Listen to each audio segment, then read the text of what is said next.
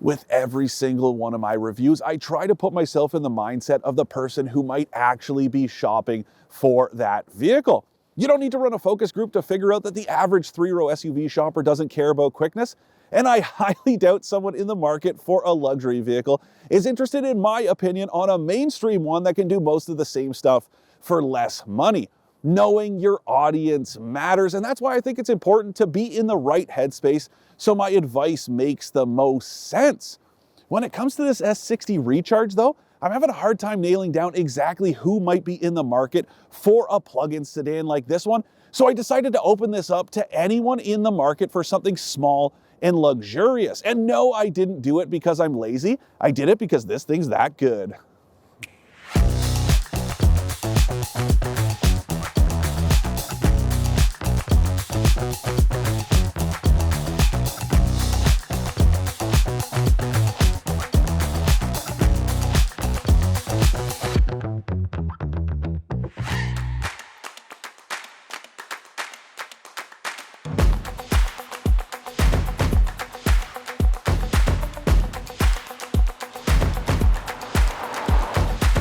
For more expert car reviews, don't forget to share our channel and subscribe so you can catch some of this and maybe even a little of that.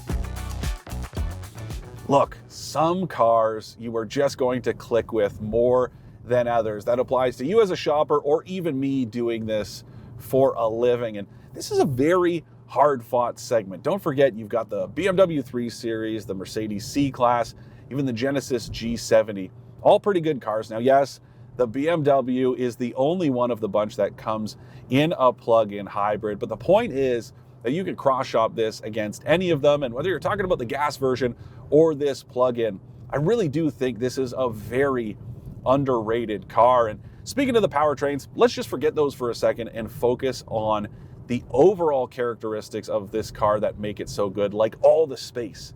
It is so roomy for the segment. I can sit behind myself. Tons of headroom up here. This panoramic sunroof is standard. I can fit, yes, just barely. With my hat on, my head rubs against the corner of the frame here, but that's not the point. It's that I'm not slouching. I don't feel uncomfortable. I feel very cozy in here. I really do like the way Volvo has used all the space inside what is a small sedan. Something else that's really nice here that does apply to just about every Volvo I have ever been in. These seats are great, stylish, supportive, comfortable. The Swedes really know what they're doing when it comes to furniture, and that applies to automotive furniture too. I really like this driver's seat. Of course, it is heated as well, but just generally, I really like it. And overall, I like how approachable this cabin is, and that is hard to find nowadays. Automakers are filling their cars with all kinds of tech. We just reviewed that Mercedes-Benz EQS all-electric vehicle with that hyper screen, that massive digital dash. So it's kind of refreshing being inside of this S60. When you get inside this thing, there's almost nothing to distract you. This touchscreen, it's, 8 or 9 inches, vertically oriented, but it's nice and low down. It's kind of simplified. You've got a steering wheel, basic buttons on that, a gear selector, an ignition switch, e-brake, and a brake hold button. That's about it. And I really do like that because, again, it's not distracting. But on the flip side, anything you want to do as far as drive mode selection, you got to do it through the infotainment system. And it is kind of finicky. And here's what I'm talking about. You've got this little gear down in the bottom right-hand corner of this touchscreen. That's what you have to hit to pull up any of the drive-related changes. And those are very important in a plug-in hybrid vehicle because let's say you want to, save the battery for later on. This does have a hold function. You hit this little gear, that's going to pull up this menu. It's kind of small text, hard to read. You got to take a look, battery usage, okay, auto, hold, or charge. I'm going to switch it into auto. I'm going to switch it into pure. That's the electric drive mode. That's what I'm talking about. It's not easy to do on the fly. And again, in an electric vehicle or a plug-in hybrid vehicle, you are going to be making those changes more frequently than you would in a gas-powered vehicle. Let's say you live somewhere, like London. I'm pretty sure there are emissions-free zones there. you're going to need this all-electric range for later on if you live in the suburbs. So having a, I don't know, play around with this tiny text, these weird buttons and stuff in the infotainment system, not so crazy about that. But we should talk about the range because this has more than last year. It's got 64 kilometers now versus the 35 it had before. It's got an 18.8 kilowatt hour battery pack. That's up from something like 11.6 in the previous S60 Recharge. No, 64 kilometers isn't going to get you from, I don't know, Guelph to Toronto, but that's pretty good. It means most people will be able to make their commutes, especially around town. And this thing also has one pedal driving, which is rare in plug-in hybrids, but I absolutely love it. And I think it is very well executed here. So all you do is you drop this gear selector into the B mode. You'll see it up here in this digital instrument display. And as long as you don't have creep mode on, which is hilarious, Tesla uses it. Somebody else used it that I talked about not too long ago. I think it was VinFast. Such a strange term. I don't really like it. But anyways, that's besides the point. What that does is, well, it emulates a traditional gas-powered vehicle that when you let off the brake, it'll roll forward. As long as you turn that off, this has full one-pedal driving. It'll bring this thing to a stop just by releasing the throttle. And what that does is it reverses the electric motor to put kinetic energy that you would lose otherwise back into the battery pack for later. And it does work really well. You can get a couple kilometers on your drive to work, especially if you're doing a lot of in-town driving. Drove to the Trader office the other day, and I don't know, it's about a 10-minute drive for me. And I added 2 kilometers back to the battery pack over that drive. That's super cool, especially when you've only got 64 kilometers to begin with. That's a pretty good portion of this battery. Now, something else I want to talk about, this infotainment system. It's Google built in, hasn't had rave reviews since it came out. I don't know, a lot of growing pains. I happen to like it, and it's way better than it was when I tested that XC60. One of the big reasons why is it's got Apple CarPlay now, which I love, but just generally, I do like the built-in Google Maps. Works really well, really crisp. I like that you can pull up that satellite view. That is really cool. But I will say, and this applies to Android Auto as well as this Google built-in system, I don't quite like it as much as Apple CarPlay in terms of the interface itself. I like that Apple CarPlay looks exactly like an iPhone. You've got the icons, it's very familiar. Whereas this one, well, the basic menu, it's these big bars. Yes, they are great shortcuts, but it's not the same as your phone. Now you can pull up these icons that are more similar to a smartphone interface, but I don't know, they look kind of cheap. It looks like an afterthought. So that part I don't like, but I do like the system overall. I also like that you can pull that map view up right here in the instrument display. It's really nice, whether you want to keep something else open on the infotainment screen or have them both going. It's just great to be able to glance down, see that map view, and know where you are or where you're headed. And then when it comes to performance, this thing uses a 2-liter turbocharged 4-cylinder that also has an electric supercharger. That is unique. It's the same gas engine as the gas-only S60, but this plug-in version adds that electric supercharger as well as an electric motor, of course, and that battery pack. It makes 455 horsepower and 523 pound-feet of torque, which is so much for a small car like this. Yes, it is about efficiency first, but this thing is plenty quick. It doesn't matter what mode you have it in, but if you put it in the sport mode, well, Volvo says this thing will do the sprint from a standstill to 100 kilometers an hour in 4.5 seconds, which is as quick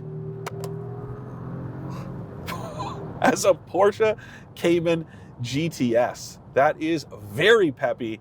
No, they don't compete, of course, but that's not the point. The point is that if you do want to take off in a hurry, this thing will do it. It can be a little slow to respond if you have it in the hybrid mode, but again, if you put it in that sport mode, it is raring to go. Same thing if it's in the electric mode that's called pure.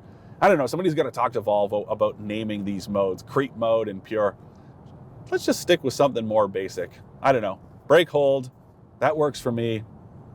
Electric mode, way better than pure. It just sounds kind of gross. Something your creepy uncle would say to you, I don't know. Now, yes, driving this thing in a hurry, I guess that means I'm falling into the trap I talked about earlier where people shopping for 3 rows aren't looking for quickness. I don't think the average person shopping for a car like this is looking for outright quickness, but I don't know. It's kind of nice to have. But again, you've got that one pedal drive mode so you can challenge yourself. So it's got the best of both worlds. I also really like the drive overall. Now, yeah, you can adjust the steering feel. I have it in the firm setting. You can tell that it's fake, but I don't care. It feels good, and the same goes with the suspension. This base version I'm driving makes a great case for skipping the Polestar engineered version and the Öhlins dampers that come with it. And I don't want to take away from those things too much because they are very good, but this is a great ride. It's a little bit stiff, a little bit sporty. It's got those really short rebound strokes, stiffly sprung, but it's also comfortable. I wouldn't call it especially cushy, but it absorbs bumps nicely, stays nice and planted. It's kind of twitchy if you're cornering fast, but overall, it's just really well executed. That to me is what this car is. It's just really good. It's well-rounded. It does what you want it to do. Seats are comfortable. Yeah, it can get a little noisy with these winter tires. That's pretty common, and just turn up this great stereo and you don't even have to worry about it. Now, when it's time to charge this battery, it's only got level 2 charging, so no, you can't hook it up to a DC fast charger, but that's pretty common for plug-ins. It should take you 5 to 13 hours, depending on your hookup at home, but just do that overnight. It's no big deal. Now, if you live in a building like me, bit of a problem, but like I said earlier, I went into work the other day, so I was able to hook up to a charger there, and it did it in about 6 or 6.5 hours. Not too bad, and like I said earlier, that gives you 64 kilometers of range. But let's say the battery was dead, like this one was when I picked it up the other day. That's still pretty efficient. It's officially good for 7.6 liters per 100 kilometers, which I think is pretty incredible for a car like this one. If you look at any one of its rivals, including that plug-in hybrid 3 Series, way higher ratings. So that 7.6, not only is it impressive, but it is achievable. I averaged 7.7 during my 200 kilometer evaluation drive that I do with just about every vehicle I test. Yes, this thing runs on premium grade gas, but that does make the bill a little easier to deal with because 7.6, 7.7 liters per 100 kilometers, that's not much worse than you're going to do in something like a Honda Civic. Now, I do have to say the location of the battery pack, it's both cool and problematic. It's in the central tunnel of the vehicle, so kind of what separates my footwell from the one beside me here. That's great for the balance. It definitely helps this thing feel a little more engaging. But here is my big problem, and it is one of the weirdest you will probably ever hear. This is, by far, the tiniest console bin I have ever seen this side of my first gen Miata that I sadly sold last year. That thing had a tiny little ashtray back here. This thing may as well be the same. I can fit my iPhone in here, but only if it isn't plugged in. And no, I don't have one of those big iPhone Maxes, just a regular one. If I want to plug it in, it won't fit in here. There's also nowhere else to put it.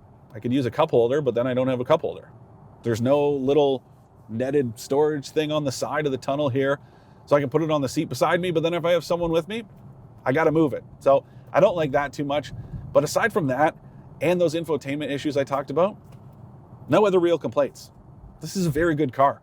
I like to drive it, it's efficient, and it's affordable too. This thing starts at right around 60 grand before freight and tax.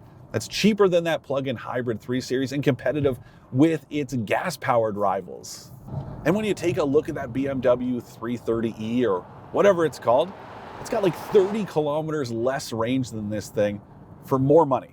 So even when you look at this one with the upgrades it's got, it's about 67.5 grand before tax. That is really not too bad. And it's got most of the stuff you would want because of the options. It's got this upgraded stereo. It's got a heated steering wheel, heated rear seats, lots of really good stuff. And some of it you don't even need to add. It's got this blackout package that gives you black badges and wheels, that sort of stuff. You could save yourself a bit of money by skipping that. So you're looking at, I don't know, 65,000 bucks. That is a very reasonable price tag. It also makes a very compelling case for skipping any of the more expensive trims. I really do like what Volvo has done here. To recap, I like how easy it is to just get in and drive the S60 Recharge. how efficient it is with or without the battery charged up, and how slick and stylish the cabin is, even in this base trim. I don't like the tiny console bin or the cluttered drive menu in the infotainment system, but that's about it. Look, this is just advice, so you can take it or leave it, but if you're in the market for a vehicle with a luxury badge on it, I wouldn't be too quick to jump to one of the usual suspects. And that's not to say buying a BMW or Mercedes is a bad choice, but this Volvo should definitely give you more than a pause for thought. It's sensible, stylish, efficient, and yes, even fun. Now add in the affordability of this base version, and this S60 Recharge is easily one of the best premium vehicles on the market, period.